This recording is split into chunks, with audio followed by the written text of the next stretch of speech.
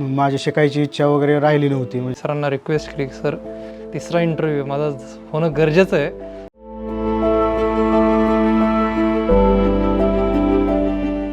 सचिन माने भेटले, ते म्हणजे खूप शिकलेले आहेत वगैरे, सॉफ्टवेअर इंजिनियर आहेत.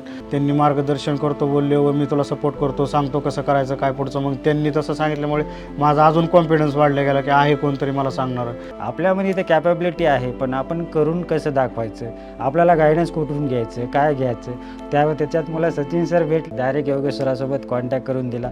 त्यावेळेसच नेमकं कोणतरी आलं तिथं, त्यांनी आम्हाला पेढे दिले की आम्ही प्लेस झालो. मग अजून आम्हाला तिथं कॉन्फिडन्स आला. मग मी त्या मुलाचा नंबर घेतला, त्याला म्हणलं खरंच झाला का तो प्लेस. त्यावेळेस मला वाटतं तो हिंजवडीच्या निटॉर कंपनीमध्ये प्लेस झालेले होता.